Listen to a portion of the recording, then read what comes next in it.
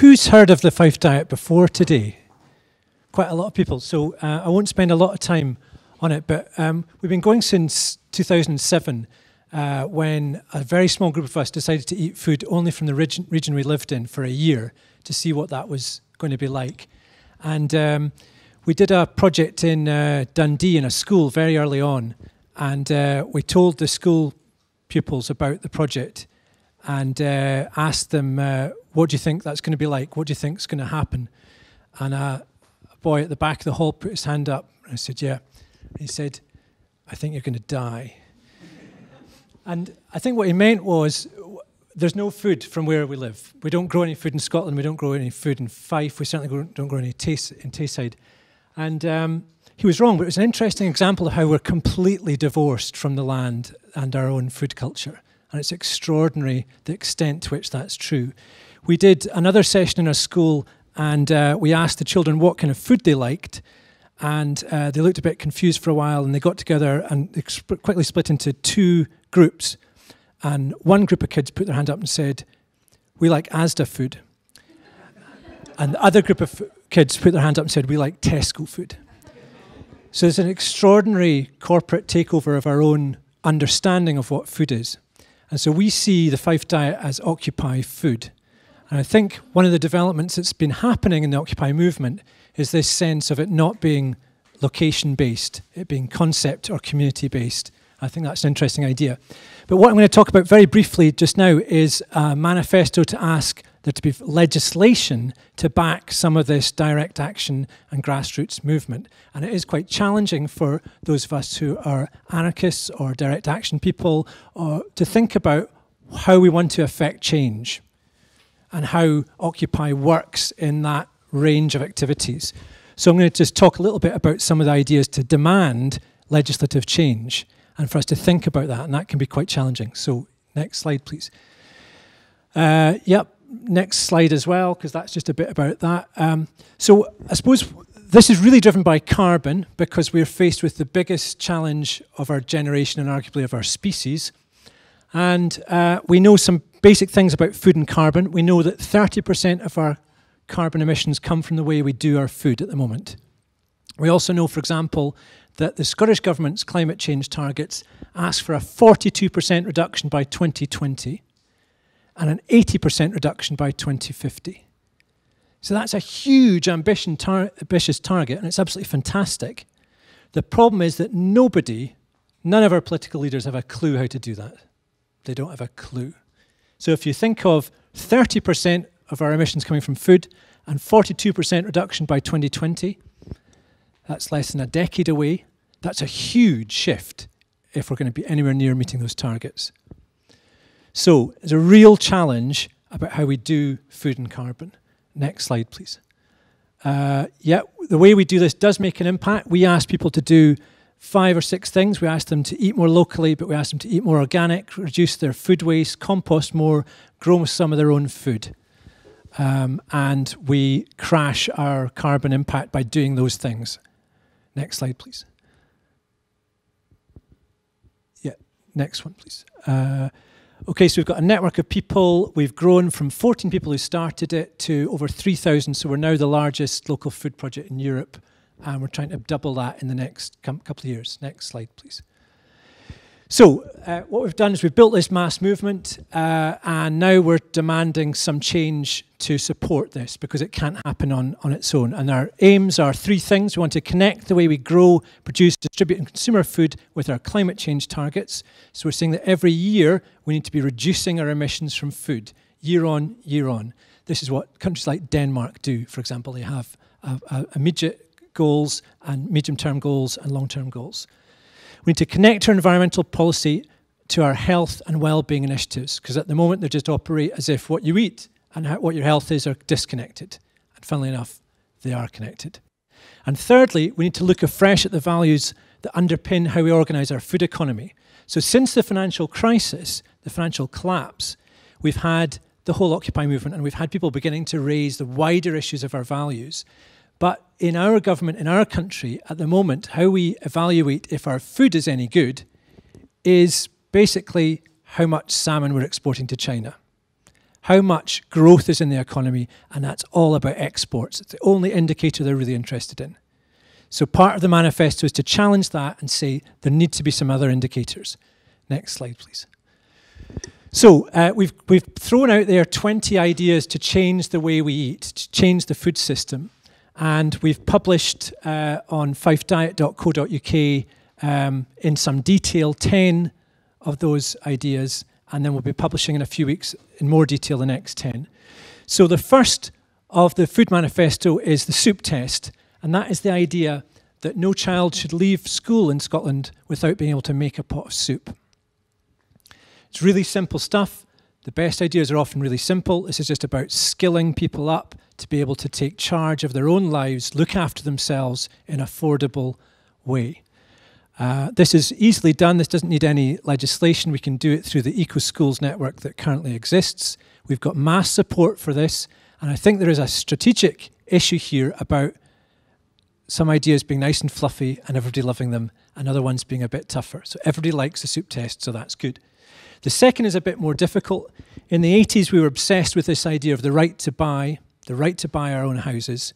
And what we want to propose is the right to grow, the right to access to land to grow some of your own food. The current legislation for allotments is inadequate and doesn't mean that people get that right. So we can strengthen that through some legislation that's going through the Scottish Parliament at the moment. The third idea is a seasonal 5 a day.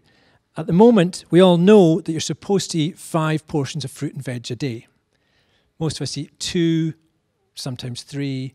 We know that this has a massive impact on cancer rates and wider health. And so what we're talking about is bringing together the environmental message, the ecological imperative with the health and well-being ideas, and these not being in silos but being brought together.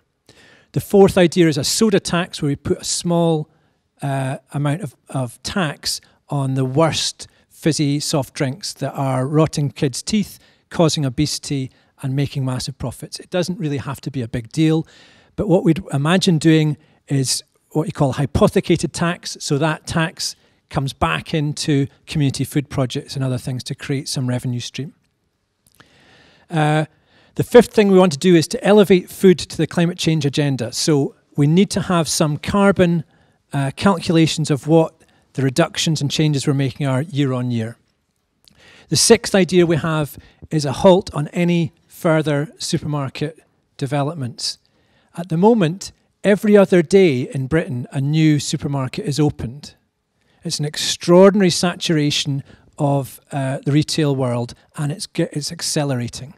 So what we want to do, and this is within the powers of the current Scottish Government, although there's some argument about the monopolies issue here, which might require full independence, but this is something that could be legislated through planning now.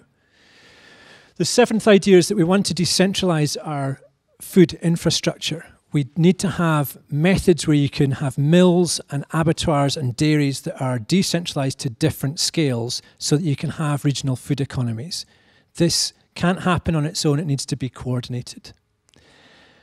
The eighth idea is blasta, which is the Gaelic word for taste or flavour. And last year we started Scotland's local food feast, where in over 38 communities throughout the country, people held their own food celebrations. And this is about food sovereignty, the idea that that comes from the Via Campesina movement, that a country's first responsibility should be to feed its own people, not to export. So the idea of food sovereignty is a very powerful one in developing countries, but it can be more powerful here, that we don't obsess with exporting salmon to China. We obsess with creating good, fresh, unprocessed foods for our own people.